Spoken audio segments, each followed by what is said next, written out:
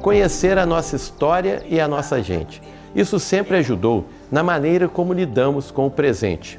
E o estado de Minas Gerais é repleto de episódios que molduram a cultura de nosso povo. Por isso, me interessa tanto. Aqui, na cidade de Tiradentes, esses vestígios do tempo, que explicam muito do que somos hoje, estão por toda parte. Eu sou Otávio de Toledo, historiador, documentarista e apaixonado por fatos que remontam o nosso passado, que sugerem um futuro alinhado com as tradições e que mantém viva a identidade de nossa gente. Eu e minha equipe investigaremos a história daqui, procurando entender e descrever alguns acontecimentos e pessoas que ajudaram a criar essa cidade. Hoje, uma das mais charmosas e pulsantes do Brasil. Mas será que aqui sempre foi assim?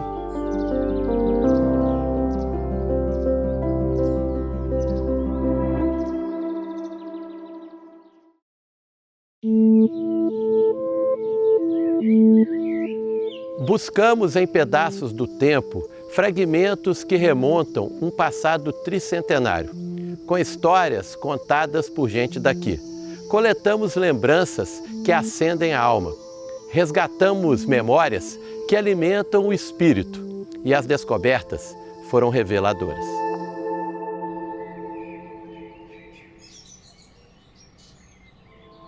Por volta de 1680, os paulistas já conheciam muito bem essa região. E aqui tinha o Porto Real da Passagem. O primeiro local que se encontrou ouro foi no riacho que nasce no sopé da Serra de São José e atravessa o nosso núcleo, que é o chamado o Ribeiro Santo Antônio. O João de Siqueira Afonso, que era um bandeirante paulista, descobriu ouro por volta de 1702. A partir do achado de ouro é que eles começam a implantação do arraial. As demais vilas do ouro, os ouros eram de profundidade. Tiradentes era ouro de aluvião. O ouro propicia o crescimento, o fortalecimento da vila de São José, e todo o sul de Minas foi dividido entre as duas vilas irmãs, São João e São José. Esse início do povoamento era ainda um acampamento de mineração. Então as casas eram cobertas de palha. Posteriormente, em 1718, através de um alvará do Conde de Assumar, ele foi elevado à categoria de vila. Passou a denominar-se Vila de São José del Rei. Em homenagem ao príncipe Dom José, que vai ser o Dom José I de Portugal. Quando cria a vila, as casas quase todas já eram cobertas de telha.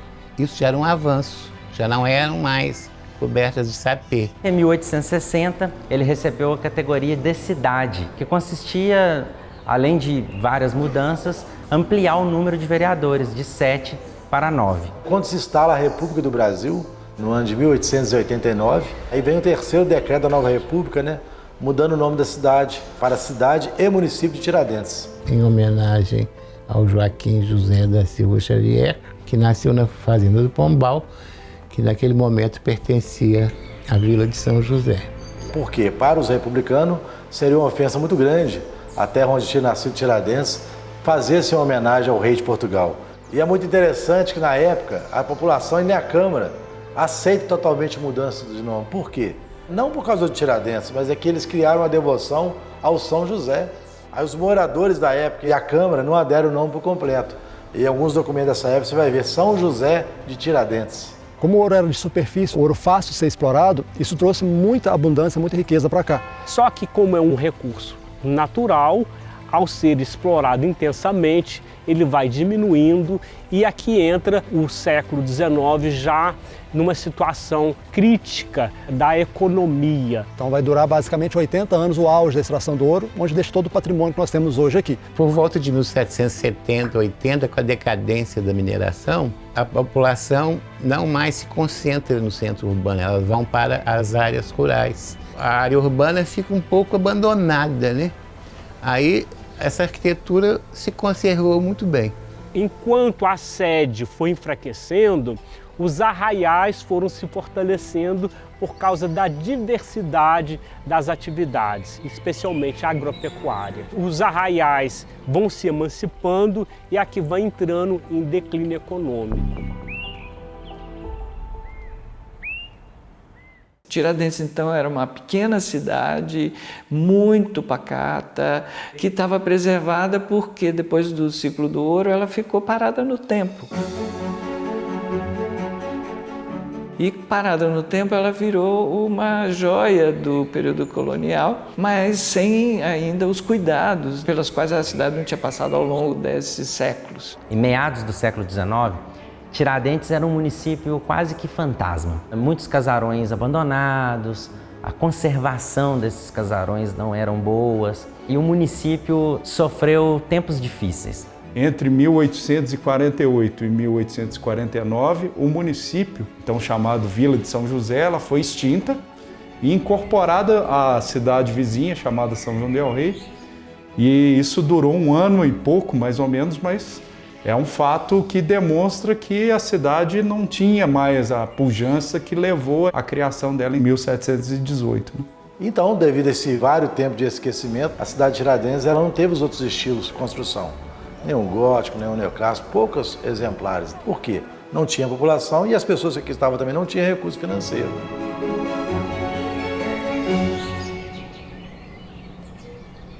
Após um longo período de estagnação, a esperança voltou à cidade através dos trilhos da ferrovia Oeste de Minas. A Estrada de Ferro Oeste de Minas constrói essa ferrovia e ela é inaugurada em 1881. Houve aqui a passagem do imperador Dom Pedro II e a comitiva real. Então, essa questão da ferrovia passando aqui, isso tem um ponto de apoio, favoreceu o início de um ciclo da cerâmica no século XIX para o século XX. E no entorno dessa estação começa a gerar fabricação de tijolos, fabricação de telhas, etc. Eu trabalhei na cerâmica há 30 anos. Já fabricava comongó, tijolo furado, tijolo laminado, que ia para o Rio de Janeiro, São Paulo, ia para todo lado. Nós tínhamos a Companhia Industrial Tiradentes, que beneficiava cal, e nós também tínhamos o caulim, que era minerado na serra e também embarcava no trem. E em 1984 é feito o arrancamento de todas as linhas, exceto esse trecho entre São João del Rei e Tiradentes. Então, assim, a ferrovia ela deixou um buraco. Juntamente à chegada da ferrovia e das pequenas indústrias no final do século XIX, o ciclo da prata trouxe novo fôlego à economia de Tiradentes. Tiradentes tinha um movimento de um comércio que era feito em cima de um artesanato de prata que era produzido aqui na cidade. E aqui não tinha prata, né? Não, a prata vinha de fora. Tinha o povo que produzia, a sua oficina geralmente no fundo de casa, e tinha os que viajavam para vender isso fora. Quando comecei, já existia um senhor aqui que fabricava e meu pai. Eu fui a terceira pessoa. A prata vinha de Nova Lima, era granulada. A gente derretia ela para fazer os anéis. Naquela época, a gente fazia pulseira, colar, gargantilha e copiava também pelo jornal. E onde essas bijuterias nós vendíamos para o Brasil inteiro. São Paulo, Brasília, Goiânia, Bahia. Então Tiradentes era conhecida com a cidade da prata. Depois do declínio do ouro, da ferrovia e das pequenas indústrias, até a prata perdeu o brilho, nos anos de 1980. Mas nas entrelinhas da história, um novo ciclo começava a nascer. Desenhado ainda no século XIX, ele traria de volta a esperança, o movimento e o orgulho de um povo que nunca deixou de acreditar em sua própria terra. No Código das Posturas de 1892, foi proibida a demolição de sobrados. Quem demolisse sobrado para vender material era multado Eu costumo dizer que foi a primeira lei de defesa do patrimônio, né? E até 1924, quando nós tivemos aqui a expedição dos modernistas, que eles ficaram entre São João e Tiradentes, eles ficaram muito impactados. O Mário de Andrade já conhecia Tiradentes, então ele que conduziu o grupo. O movimento em torno da crise fez com que as pessoas não tivessem condições financeiras para adequar o gosto da casa em termos arquitetônicos, não tinha como transformar nada. Outro ponto importante que a gente tem que levar em consideração é que Tiradentes foi tomada em 1938 pelo antigo ISFAM, hoje IFAM, que é o Instituto Patrimônio Histórico e Artístico Nacional. O ISFAM foi um sonho, digamos assim, uma ideia do Mário de Andrade, quando eles entenderam que o patrimônio barroco brasileiro e o patrimônio edificado, colonial, era de enorme valor.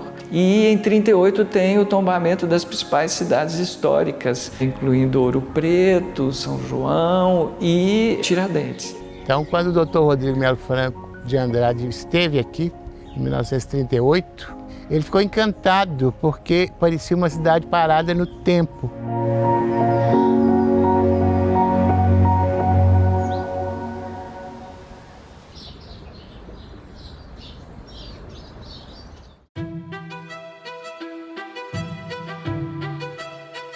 Entre 1966 e 1971, Israel Pinheiro, então governador de Minas Gerais, teve papel fundamental na retomada de Tiradentes. Participou das comemorações dos 250 anos da cidade, estruturou a rodovia 265 e trouxe para cá as celebrações da Semana da Inconfidência.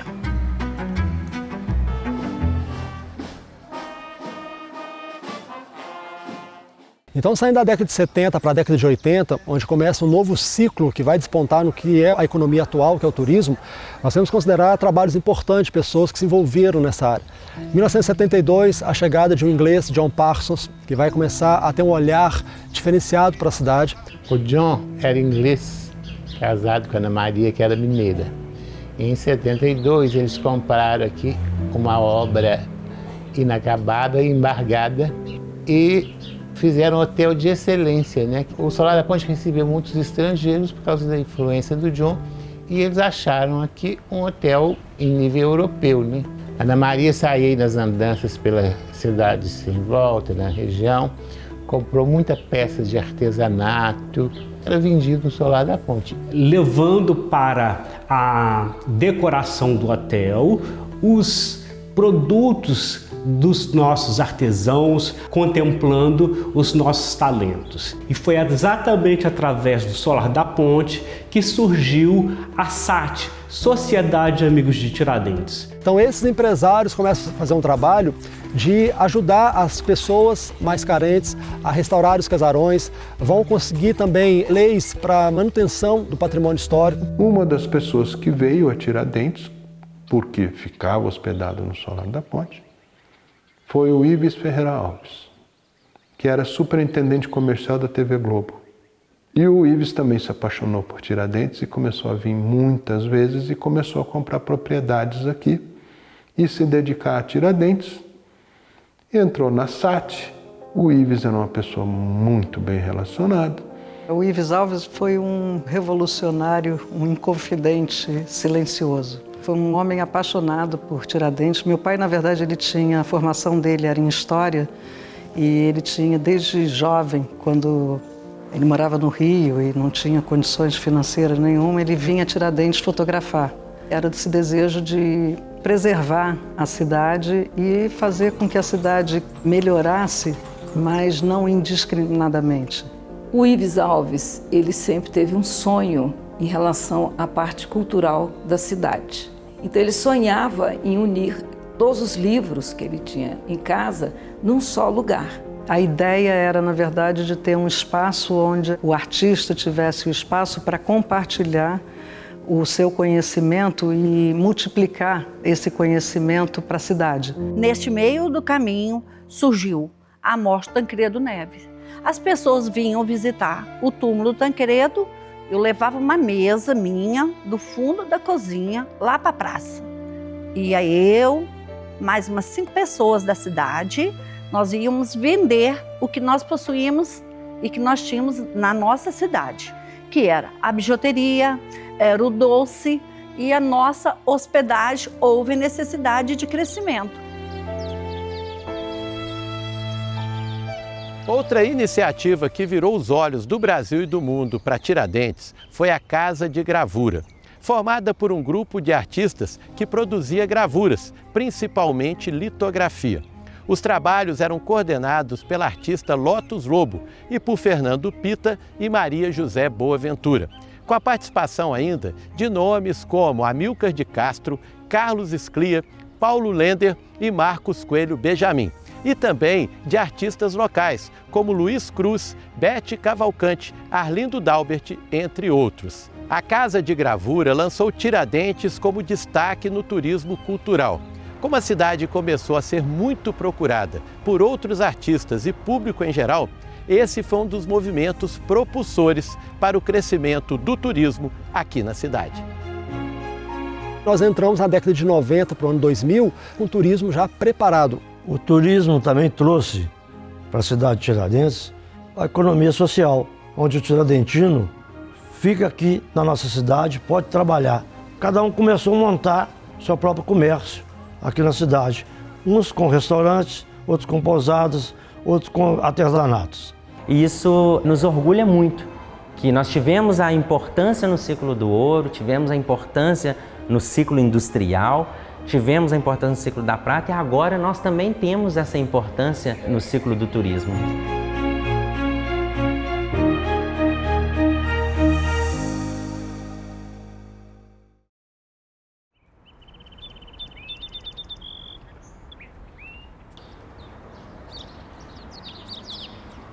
Um monumento natural importante daqui é a Serra de São José. Essa formação geológica emoldura a cidade e faz parte da vida do tiradentino. A sua imponência contribui para a magnitude do município, permitindo a criação de um ambiente único, com vários biomas e espécies endêmicas. Tudo isso seduziu os bandeirantes que passaram por aqui e continua deixando apaixonado quem a conhece.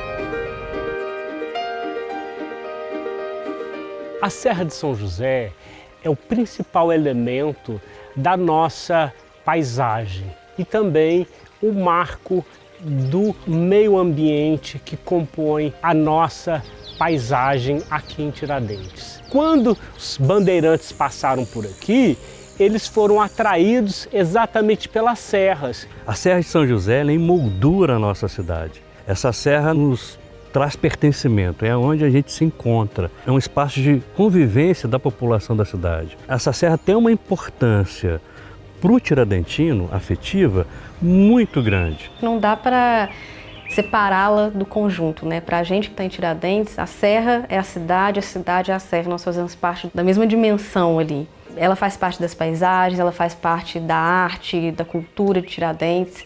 E ela está em processo de tombamento, né? Um processo aberto desde 1979, se eu não me engano. A gente hoje tem uma APA, que é uma área de proteção ambiental, há um tombamento municipal, e a gente está lutando para que tenha um tombamento federal da Serra de São José. Do lado de cá de Tiradentes é a Mata Atlântica, ela se estende, essa floresta toda que chega até Prados. Do lado oposto é o Cerrado. Entre os dois biomas, nós temos o campo rupestre, que é a área rochosa e que tem uma vegetação muito rica e tem uma diversidade, tanto da fauna quanto da flora. Na Serra de São José, existem a possibilidade de você fazer ali tanto caminhadas ali de 2 horas, 3 horas, 4 horas, como uma travessia total que gera aí praticamente o dia todo. Tem as cachoeiras que proporcionam ali um lazer mais rápido. A presença do ecoturismo no dia a dia turístico de Tiradentes, ela é muito grande e principalmente, que é o mais importante de tudo, é como isso se enraizou dentro da cultura do tiradentino, né? Provavelmente pouquíssimas cidades no Brasil terão uma harmonia tão grande entre o patrimônio arquitetônico e esse mural que é a Serra de São José. Nós temos 2 elementos muito importantes da nossa estrutura paisagística.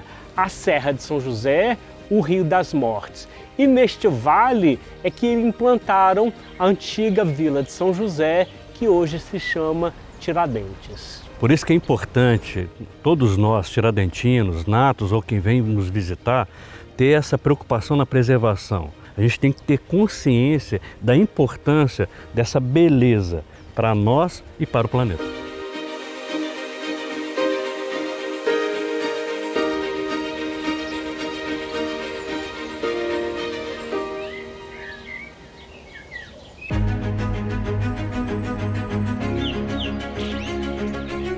Foi aqui nessa casa que começou um dos mais importantes episódios da história do Brasil.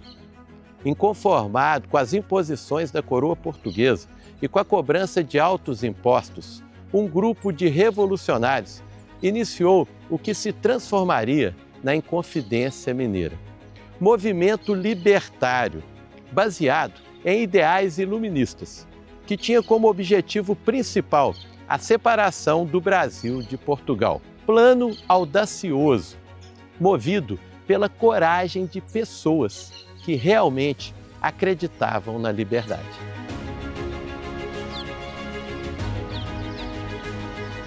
Tiradentes é a cidade berço da liberdade do Brasil. Por ter tido aqui a primeira reunião da Inconfidência Mineira, em 1789, movimento que pretendia separar o Brasil de Portugal por ser a terra natal de Tiradentes. Houve uma festa, por exemplo, de um batizado dos filhos de Alvarenga Peixoto e Bárbara de Adora, que a festa foi na casa do Padre Toledo. E lá se discutiu a independência. Foi considerada a primeira reunião dos Inconfidentes, porque todos estavam, inclusive Tomás Antônio Gonzaga tinha vindo porque era padrinho de uma criança. E o Padre Toledo foi uma espécie de liderança da região. O que o Padre Toledo, que era o grande intelecto da Inconfidência Mineira, fez?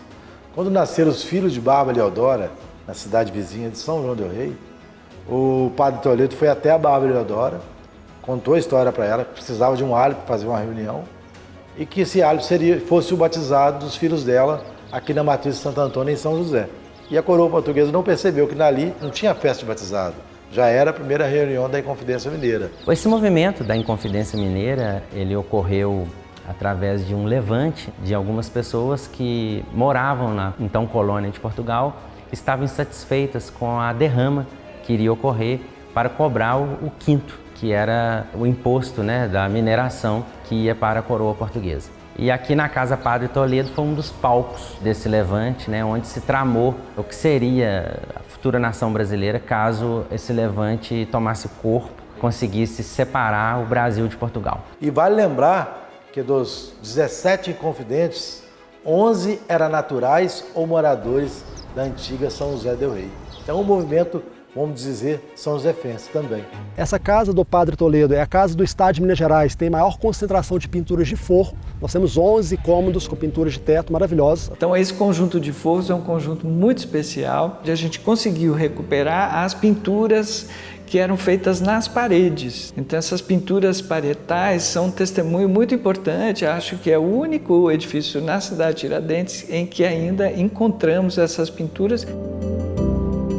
Observamos o estilo, no caso, colonial urbano, no casarão do Padre Toledo. Talvez seja uma das mais importantes casas do período colonial em Minas Gerais. A importância que essa casa teve e o padre dentro desse movimento, aquilo que a gente pode falar de uma presença de um iluminismo, né, dentro do período colonial brasileiro. A gente pode dizer que a Inconfidência Mineira é uma consequência do pensamento iluminista francês e da Revolução Americana. Aqui, especificamente em Tiradentes, houve um conceito de nova nação, um conceito de reconstrução de uma nação brasileira, de um posicionamento de como seria o Brasil.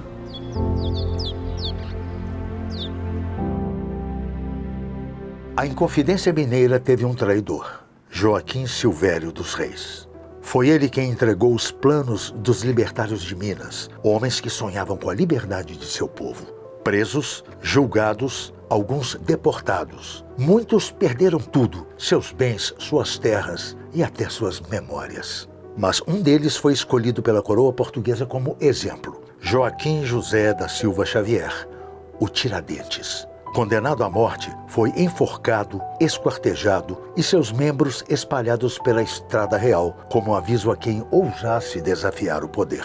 Naquele instante, morria um homem idealista e nascia o maior mártir da história do Brasil. Mas uma pergunta ainda ecoa atravessando o tempo. Onde nasceu Tiradentes? Tiradentes ele nasceu no ano de 1746, na fazenda do Pombal, termo da então Vila de São José del Rei. Ele foi batizado na própria fazenda do Pombal. Ela tinha uma ermida, uma capela, mesmo estando sediada em solo são josefense, atual Tiradentes, ela pertencia à paróquia do Pilar de São João del Rei. Por isso o batistério é da paróquia de São João del Rei. Mas as terras em que ele veio ao mundo e que ele foi criado e que ele foi gerido foi São José del Rei, atual Tiradentes. Até então, aos 11 anos, ele chega na vila como o menino Joaquim José da Silva Xavier. Mas aí, observando o seu padrinho, Sebastião Ferreira Leitão, que era dentista, ele começa a exercer a prática de dentista. Daí, qual o menino? Um tirava dente, o menino Tiradentes. E Tiradentes, ele era uma figura absolutamente avançada para o seu período. A história do Tiradentes, da família dele, é toda ligada à Vila de São José del Rei, que é a nossa atual Tiradentes. O pai dele era português, Domingos da Silva Santos, se estabeleceu em São José del Rei em 1721, foi a chegada dele aqui. E a mãe dele, Antônia da Encarnação Xavier, é filha dos primeiros fundadores da cidade, em 1718. E o casamento deles aconteceu na matriz de Santo Antônio, no ano de 1738. O pai do Tiradentes chegou a ser vereador aqui no ano de 1755. Toda a história do Tiradentes se liga à terra natal dele.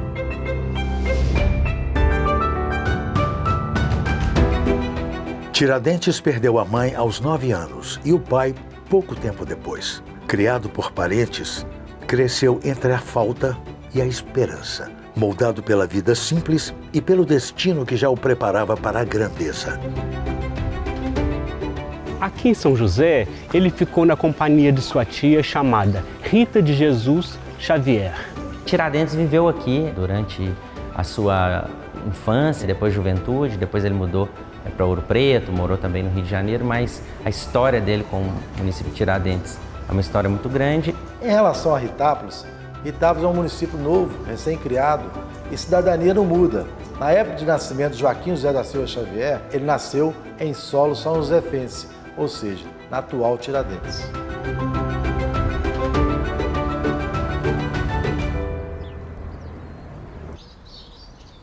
Além do mártir, a cidade é berço de outros grandes nomes da história do Brasil e do mundo.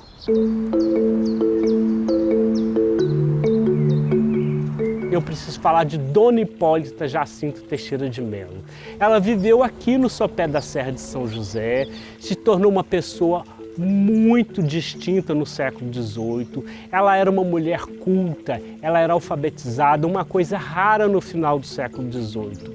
E ela se tornou uma das participantes ativas do movimento da Inconfidência Mineira. Era ela que recebia os recados vindos de Vila Rica, escrevia os bilhetes e mandava para aqui, para o Padre Toledo. Mas esses personagens não estão apenas relacionados com a Inconfidência Mineira. O poeta Basílio da Gama e o naturalista Frei Veloso também nasceram aqui. A importância do poeta José Basílio da Gama para a literatura brasileira se insere no contexto do arcadismo. Ele é um dos principais representantes desse movimento. Ele nasceu aqui na vila em 1741. O Frei Veloso é hoje, para mim, uma das mentes mais brilhantes de todos os tempos do Brasil. Ele nasceu aqui em São José, ele se tornou um grande pregador, um professor botânico, um dos pioneiros da química no Brasil e, curiosamente, autor do primeiro livro sobre aves brasileiras.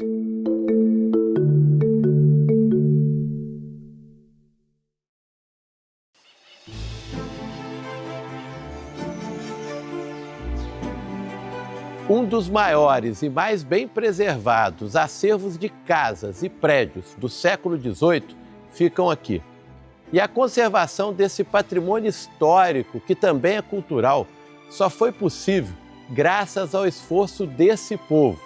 e também a participação decisiva de pessoas de fora que adotaram a cidade e viram a necessidade de unir forças para obter essa conquista.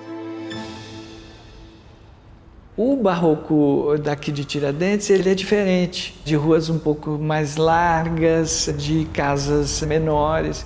Então, nesse sentido, ele se assemelha um pouco à cidade de Diamantina.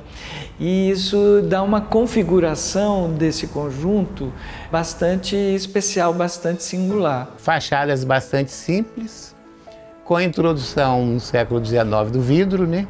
O vidro inglês chega no Brasil com Dom João VI. As treliças, os muxarabis foram retirados para colocar vidro. E nós temos em Tiradentes ainda 3 exemplos que não foram retirados. Era um sistema urbanístico muito próximo do que fora no século XVIII, ou seja, meia dúzia de ruas, meia dúzia de becos e meia dúzia de largos. Ele tem as vias principais, que é representada pela Rua da Câmara, que continua, desce até o Chafariz, a Rua do Sol, hoje Padre Toledo, e a Rua Direita, que se juntam e descem, vão até o Largo das Forras. Esse basicamente era o traçado urbano do século XVIII, que depois atravessava a Ponte de Pedra no final do século XVIII para chegar ao Largo das Mercês. Então, a paisagem urbana, além das janelas, ela tem a composição dos telhados, eles se derramando pelas ladeiras e tudo mais. E uma coisa que eu acho muito bonita é a textura dessas telhas, especialmente essas telhas realmente antigas. Os telhados são muito mais bonitos. Bom, a arquitetura em Tiradentes, ela carrega muito a identidade do povo daqui. Uma vez, que muitas das edificações foram construídas pelos escravizados. Então, considero que embaixo desse barro, dessa alvenaria, tem muito sangue negro.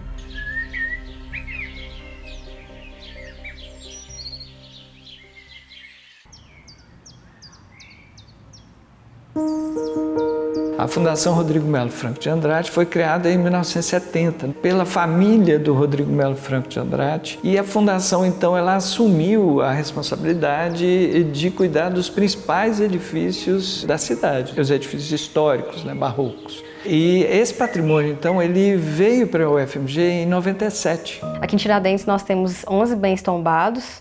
São 10 bens tombados individualmente e um em conjunto, que é o conjunto arquitetônico e urbanístico de Tiradentes. Atualmente, Tiradentes está passando por um boom do turismo, e aí faz parte do papel do IPHAN tentar equilibrar os novos usos da cidade com as necessidades da população também. Tiradentes tem sofrido muito com a especulação imobiliária.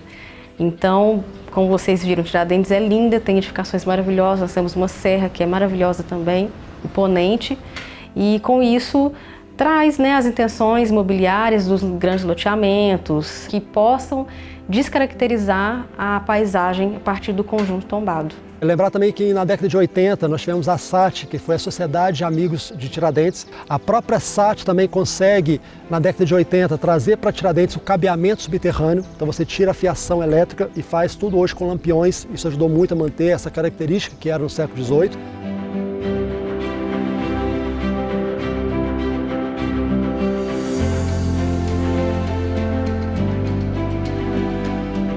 Ao longo dessas décadas, a cidade percebeu a necessidade de a gente ter um novo dispositivo legal que regulamenta e coordena e planeja melhor o crescimento da cidade, que foi o plano diretor. A gente levou 4 anos para implementar e hoje a cidade possui um plano diretor participativo que contribui no seu ordenamento municipal, onde a cidade possa receber visitante, crescer, mas crescer de forma ordenada, protegendo não só a serra, mas todo o seu patrimônio arquitetônico.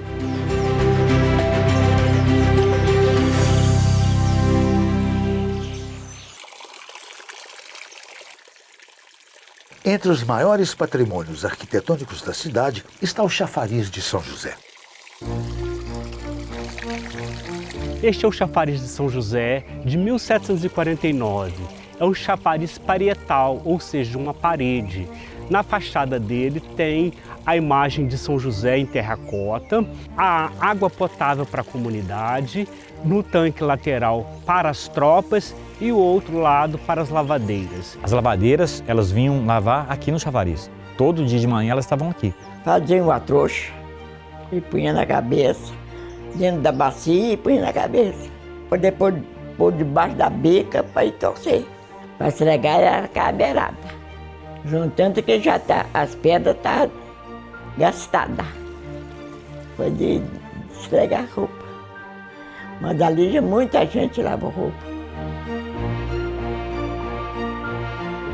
O chafariz, particularmente, é um dos lugares mais especiais que eu acho de Tiradentes. É uma energia muito boa, muito forte. Nossa infância foi toda aqui, né? Aqui no Largo do Chafariz, segundo o reverendo Walsh, era exatamente o local onde os escravizados se encontravam para dançar, tocar caixa e se divertir. É um ponto, então, que nos linka à memória afro-brasileira.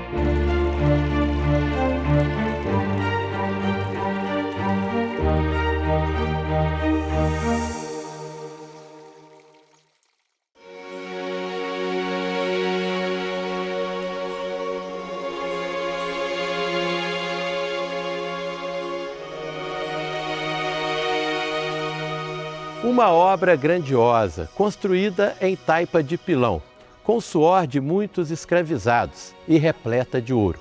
Esse símbolo da fé e da devoção do povo daqui abriga um verdadeiro tesouro cultural de Minas Gerais e do Brasil.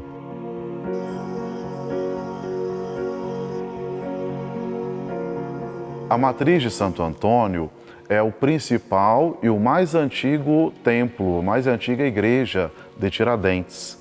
O início da sua construção foi no ano de 1710. Nós dizemos que a finalização desta igreja foi quando ela estava completando 100 anos, com a frente da igreja, que foi todo o risco feito pelo Antônio Francisco Lisboa, o Aleijadinho. É uma das igrejas mais interessantes que a gente tem no Brasil, porque ela tem uma talha período Dom João V, da melhor qualidade, feita por um talhador português que veio da região de Braga, chamado João Ferreira Sampaio.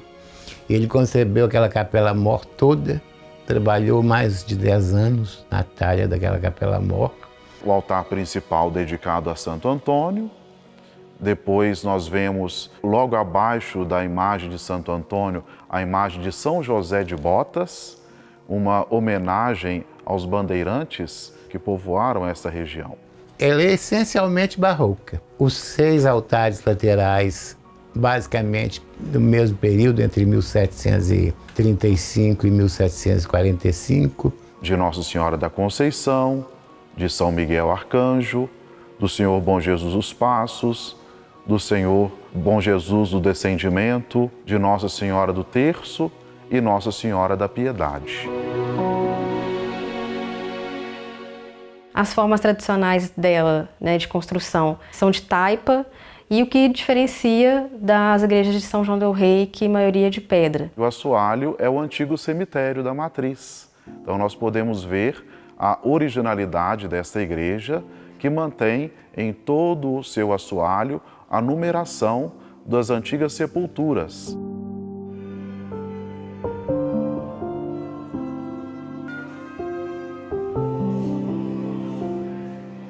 E ela tem um órgão que é da metade do século XVIII, que é tocado até os dias de hoje nas celebrações. Nós temos o órgão já no período rococó, que é um órgão também de suma importância, um órgão que foi encomendado no Porto em 1786 e chegou aqui em 1788.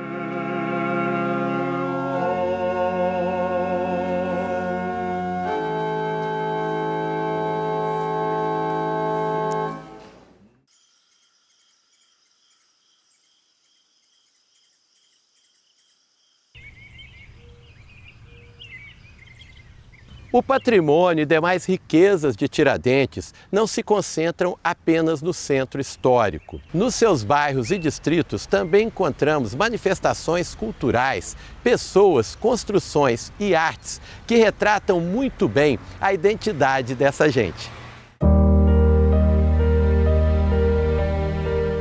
Do outro lado da serra, aos pés mesmo da Serra de São José, existe o famoso balneário de Águas Santas, que no passado era chamado inclusive de Caldas de São José.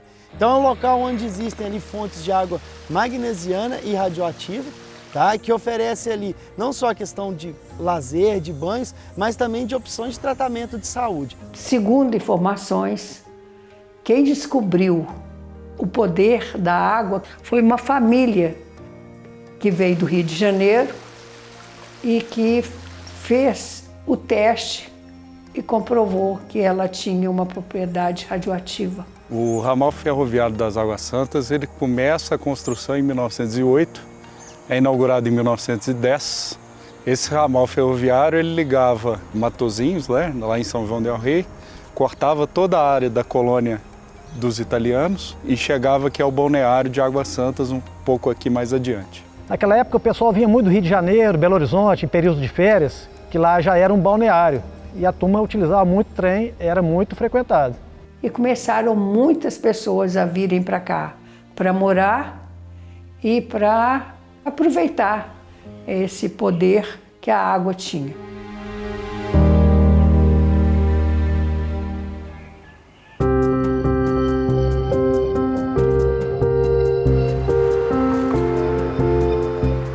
Pouquinho depois de Águas Santas, seguindo o antigo leito ferroviário, existe também a comunidade de César de Pina. César de Pina era um engenheiro muito importante que tinha na rede ferroviária, mexeu na construção da rede ferroviária aqui e por isso que deram o nome de César de Pina. Ele era um engenheiro e foi o presidente da Estrada de Ferro Oeste de Minas. A estação ferroviária de César de Pina ela foi inaugurada em 1923. O intuito dela era fazer parte de um ramal um pouco maior que ligava São João del Rei a Itaúna, passando por Cláudio, margeando o Rio Pará a partir de Resende Costa. E a comunidade surge junto praticamente com a estação. César de Pina, antigamente, era uma comunidade bem pequena, poucas casas, não tinha quase que movimento. O movimento antigamente mais era que era em volta aqui da estação, tudo era através do trem. A comunidade era uma comunidade bem menor, era muito voltada pela agricultura. A estação de César de Pina ela foi desativada em 1966 junto com todo o ramal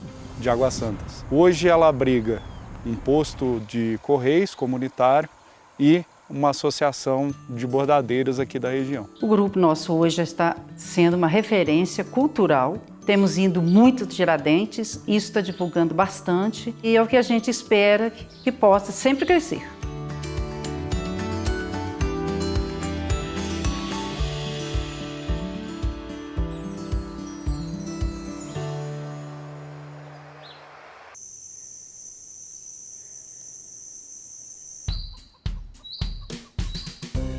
Já a região que é aqui embaixo, que é a região da Caixa d'Água da Esperança, ela é uma comunidade que está diretamente ligada às ferrovias. Era uma fazenda chamada Fazenda Esperança e lá foi instalado, logo no começo da ferrovia, uma caixa d'água que abastecia a água para fazer o vapor do trem.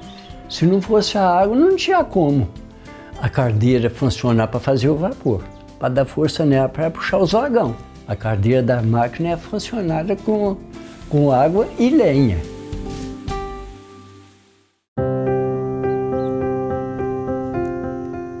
Aqui no bairro da Caixa d'Água tem uma igreja, Nossa Senhora de Fátima, e uma vez por ano, no mês de maio, tem a homenagem de Nossa Senhora de Fátima.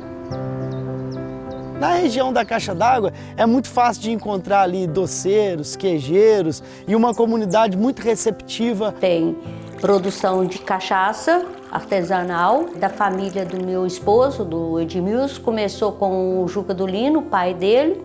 Tem a produção de leite e tem a Rosileia que faz a mussarela. E eu faço a produção dos meus biscoitos, todos artesanal, feito no forno de cupim e o doce com a fruta da época. Aqui no bairro da Caixa d'Água é um lugar muito tranquilo.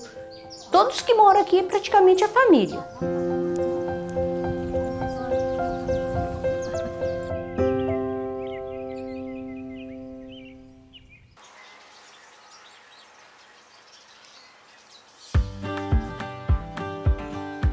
Elvas é um distrito de Tiradentes, onde foi, por muito tempo, antigamente, a entrada principal da cidade. E hoje está se formando um vilarejo da cidade, cada dia crescendo um pouquinho mais, sem perder a nossa mineridade. Do lado de cada serra, essa região do Elvas, que é muito conhecida aí pelas suas montanhas, por ser cortada pela BR-265, por oferecer muitas cachoeiras ali no entorno do rio Elvas. E temos hoje o balonismo, né, que eles estão fazendo um trabalho excepcional com turismo de experiência, trazendo um público para o Elvas, que o pessoal vinha para Tiradentes, só ficava no centro histórico. E hoje, com esse atrativo no nosso distrito, estamos trazendo cada vez mais turistas para a nossa zona rural.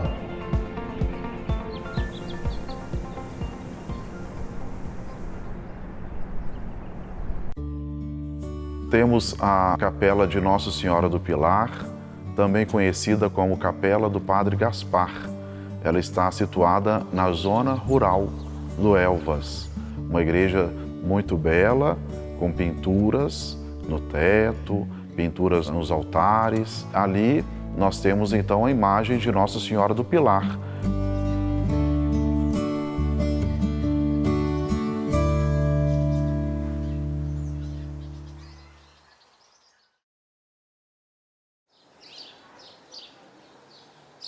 Tiradentes guarda um acervo riquíssimo de obras sacras e artísticas, verdadeiros tesouros que mantêm viva a memória de um tempo passado.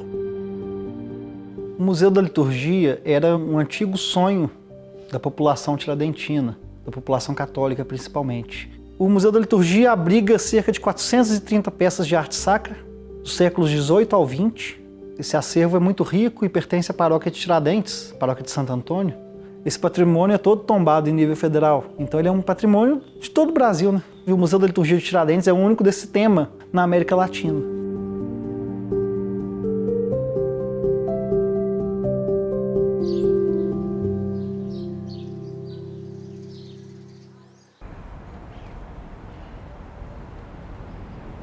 A importância do Museu de Santana começa com a importância do prédio que o museu ocupa. O prédio da antiga cadeia de Tiradentes, uma arquitetura maravilhosa do início do século XVIII. Sou devota de Santana desde muito menina. Daí nasceu essa coleção, que num certo momento eu entendi que eu tinha um grupo de imagens brasileiras dos séculos XVII, XVIII, XIX. Fiquei procurando um lugar que pudesse acolhê-las. Eu comecei a perceber que aquela cadeia importantíssima estava vazia. E eu consegui que o IFAM me cedesse aquele espaço, a prefeitura também, principalmente as pessoas da cidade, para que as Santanas pudessem habitar aquela antiga cadeia. É o único museu de Santana que esse país tem. São 300 imagens, todas brasileiras, de várias regiões do país.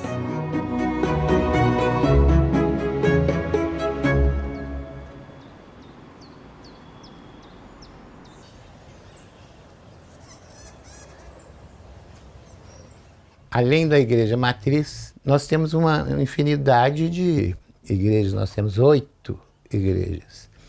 Temos as igrejas maiores das Irmandades. Primeiro, Nossa Senhora do Rosário, que era o Rosário dos Pretos. Primeira notícia dela é de 1727. Então nós temos ali um aspecto do estilo barroco, já na transição mesmo para o estilo rococó. A devoção à Nossa Senhora do Rosário sempre foi algo muito forte para os negros, os escravizados.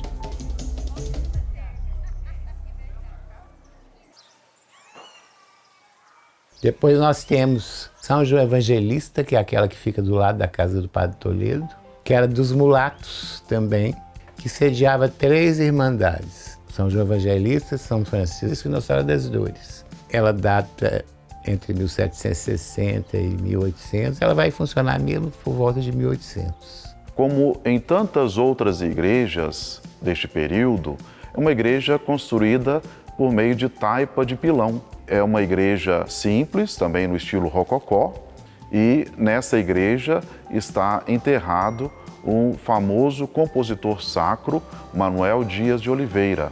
Depois nós temos a Igreja Nossa Senhora das Mercês, que é uma pequena joia, que era dos pretos crioulos. Os pretos crioulos criaram a Irmandade no Rosário e saíram e fizeram a capela própria deles.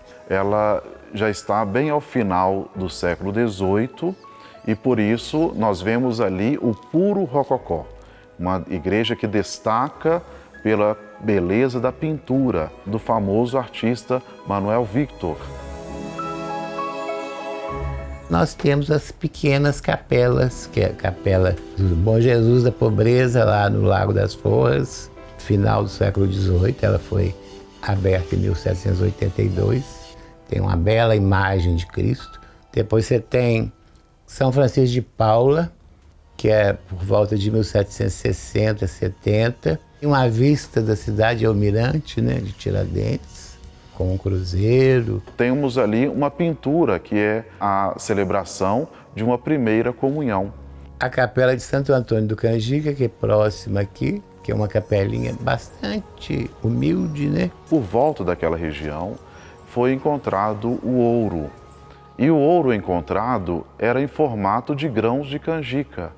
Daí então o nome Santo Antônio do Canjica. E além dessas todas, nós temos os 5 Passos da Paixão, que são capelinhas que abrem só na Semana Santa, e as procissões de passos e de dores param, entoam um moteto, que é uma pequena peça musical que é cantada ali na parada da procissão.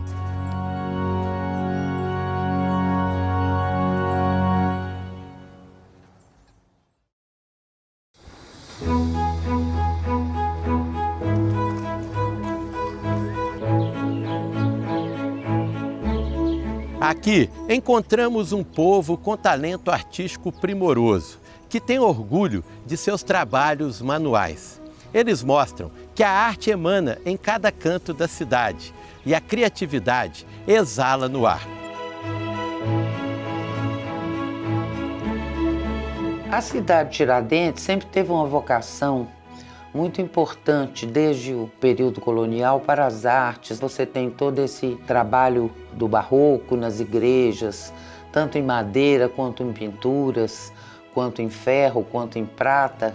Isso, de certa maneira, deixou ofícios na cidade. Em 83, fundamos a CAT, que é a Corporação dos Artesãos de Tiradentes. Começou a ter vários artesãos da região que vinham procurar para escoar o produto deles. Era uma parte de artesão que ajudou muito o pessoal de Tiradentes.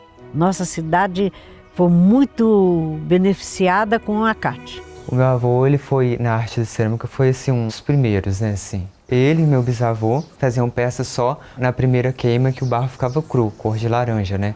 Aí depois, que aí agora eu tô continuando junto com a minha irmã, a gente colocou mais pigmentos na peça, a gente coloca um verniz, que é um esmalte cerâmico, mas a gente trabalha nessa mesma paleta de cores dele, com a mesma argila, e a gente só deu essa inovação.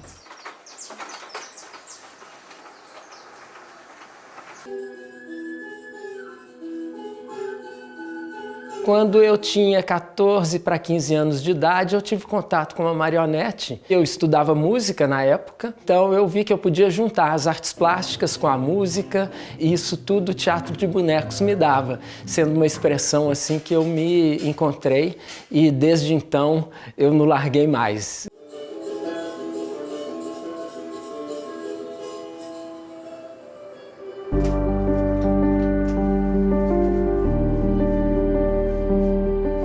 Eu aprendi a fazer as cruzes de papel com a minha mãe, com a minha avó. O significado dessas cruzes é no dia 2 para o dia 3 de maio que a Nossa Senhora passa visitando as casas. E na casa que tem a cruz, Nossa Senhora passa, benze e vai seguindo, né? Vai de casa em casa que tem. Essas cruzes, elas duram, né, um período de mais ou menos um ano, que são de papel. Eu sinto uma gratidão enorme de passar pelas ruas e ver minhas cruzes penduradas nas portas. Minha mãe que fazia as cruzes, né? Uma herança da mãe dela. E eu ajudava ela a fazer as cruzes. Depois ela faleceu, vai fazer 12 anos, a 13. E aí eu dei continuidade no que ela fazia. E assim, eu tenho uma satisfação muito grande em fazer. Também não é fácil. Tá? Não é fácil porque às vezes que eu vou fazer eu lembro muito dela. Mas eu tô aí, na fé a gente vai fazendo. Não é fácil para mim, mas a gente tem que manter a fé. E a cruz hoje é um símbolo, né, de fé do cristão.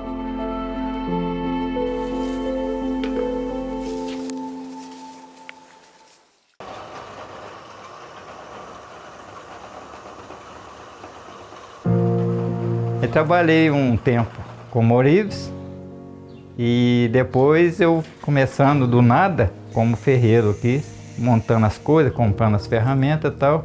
Até hoje, tem mais de 30 anos que eu trabalho como ferreiro e fiquei conhecido. Eu falo e conto para todo mundo que hoje eu tô com 46 anos, tá? E tem 46 anos que eu sou ferreiro. Aí muita gente fala assim, mas antes de você nascer, você já é ferreiro? Sim. Por quê? Meu pai, ferreiro. Essa tradição vem do vô do meu pai. Eu faço trabalho para casas coloniais, como dobradiça, fechaduras, trincos, puxadores. Para a igreja, a gente faz peças para reposição. Qualquer artesão que anda no centro histórico, ele anda arrupiado. Porque tem tudo a identidade do artesão. Tem toda uma identidade.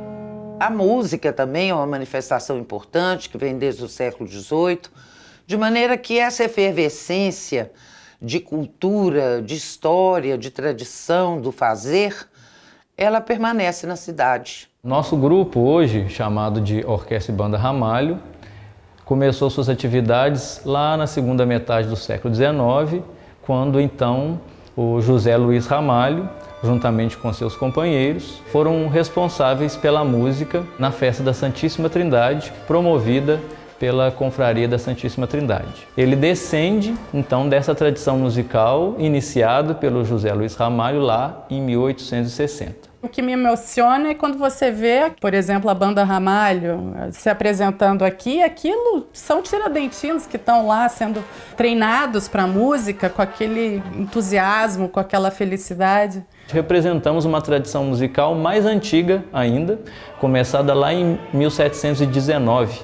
O primeiro registro de música que nós temos em Tiradentes, em 1719, então já temos mais de 300 anos aí que nós temos a participação da música presente nas celebrações religiosas da cidade e, claro, posteriormente nas celebrações cívicas populares também.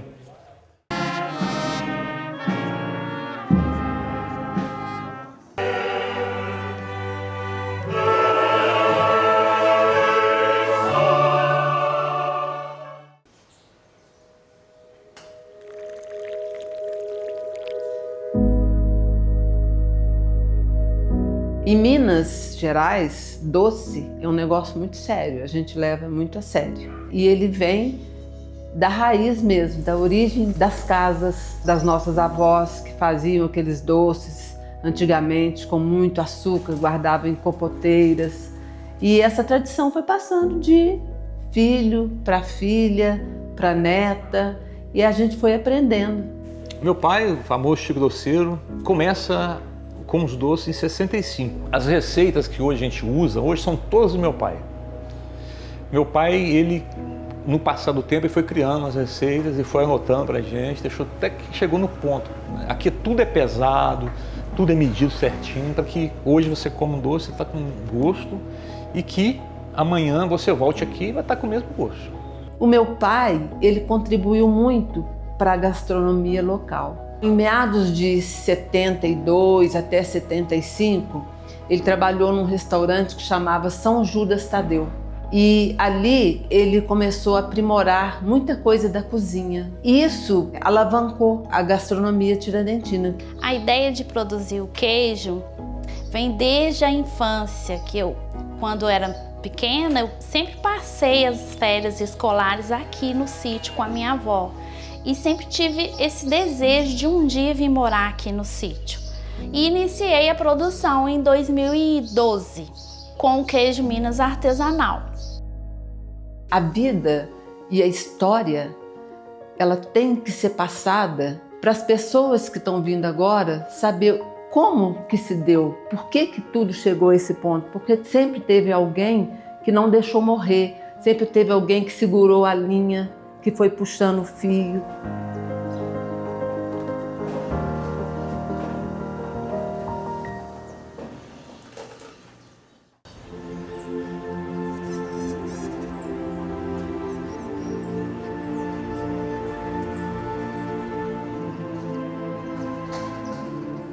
A Igreja da Santíssima Trindade fica em um ponto icônico de Tiradentes. Nesse local, na segunda metade do século XVIII, foi erguida uma capela primitiva. Esse templo começou a ser construído em 1810 e ficou pronto 12 anos depois.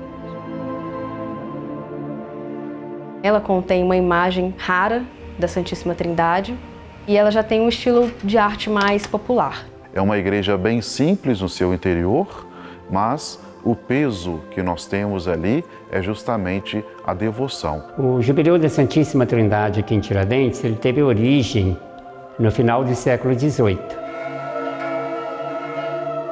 Sem dúvida, os maiores eventos culturais, religiosos, até de Minas Gerais também, atrai pessoas de todo o estado de Minas Gerais e é uma coisa que movimenta muito a cidade e que faz parte da identidade do tiradentino. O alferes Tiradentes, ele é um devoto da Santíssima Trindade, e tanto que ele se inspirou no símbolo da Trindade para criar a bandeira de Minas. Essa festa acontece da sexta-feira antes de Pentecostes, logo 50 dias depois da Páscoa, e vai até na segunda-feira antes de Corpus Christi.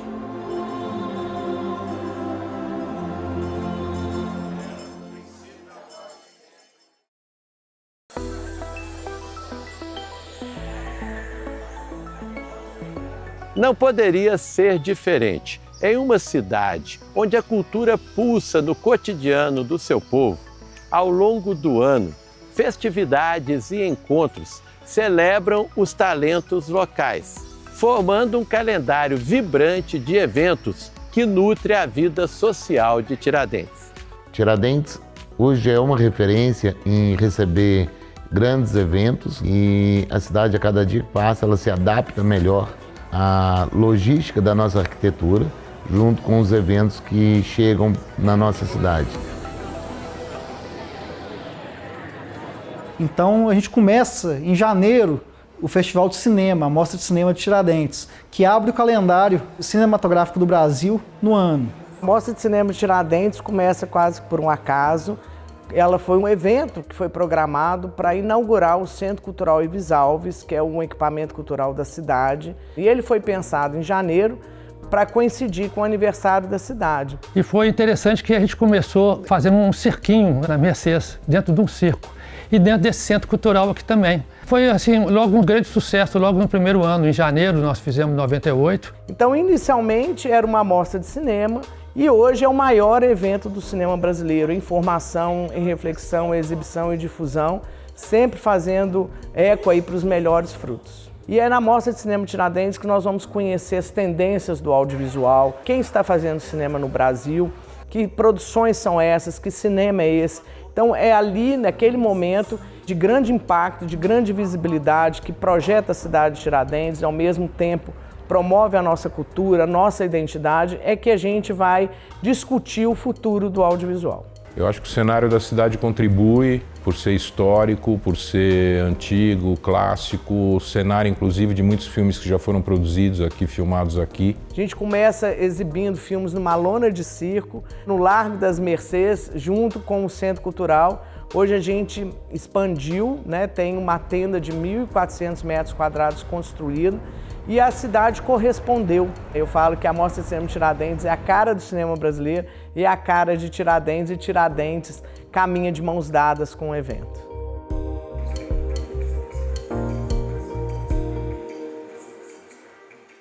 Temos também na Quaresma o Foto em Pauta, que é um evento de fotografia muito bacana. Em junho a gente também tem o Vinho Jazz, que é um festival legal. Temos também o Bike Fest, que é um dos primeiros eventos que aconteceram na cidade. Em agosto, nós temos como grande evento o Festival Gastronômico. O movimento gastronômico em Tiradentes, ele começou em 1970 com a minha avó, com a dona Josefina. Abriu um restaurante em 70, numa época que não tinha nenhum movimento turístico na cidade e as pessoas chamavam ela de doida, mas ela assim, sempre foi uma visionária, uma mulher muito à frente do tempo. E com isso foram surgindo também depois outros estabelecimentos. Então quando a cidade vira cenário de filmes, novelas e começa a despontar no cenário turístico. Mas a consolidação mesmo dessa vocação gastronômica da cidade veio com o Festival Gastronômico. Era um evento pioneiro no Brasil, então a gente queria mostrar o outro lado de Minas Gerais, que é o lado da valorização da gastronomia. Quando o festival começou, Tiradentes era uma cidade que recebia muito pouco turista, tinha poucos restaurantes, poucas pousadas e realmente era uma cidade do interior pacata. Hoje, depois de esses anos todos, a gente tem mais de 100 restaurantes, mais de 200 pousadas. Então o festival teve essa grande importância, trazendo influências e tudo, mostrando que a gastronomia seria um diferencial para o turismo em Tiradentes.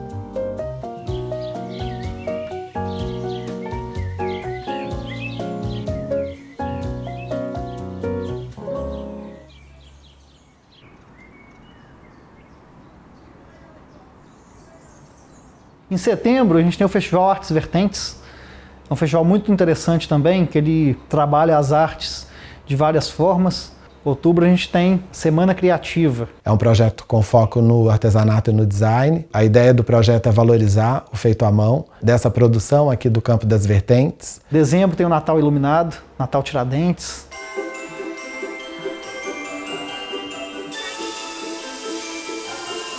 O Natal Tiradentes surgiu com essa força em 2019. Antes era um período de férias, o pessoal dava férias em novembro, dezembro, porque não tinha movimento. Hoje o Natal, pelos últimos cálculos, dá 65% de ocupação das pousadas durante o período de Natal, em um período que antigamente não tinha 5%. Nesse período a cidade fica muito movimentada e para a gente que trabalha no comércio é excepcional. A gente acolhemos muitos turistas de várias cidades, então para Tiradentes não tem coisa melhor.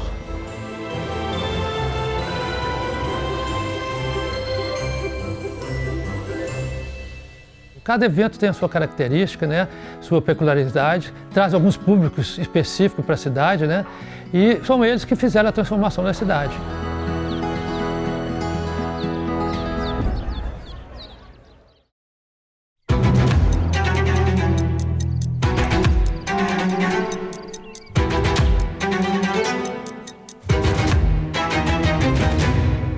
Tiradentes sobreviveu ao tempo de uma forma única.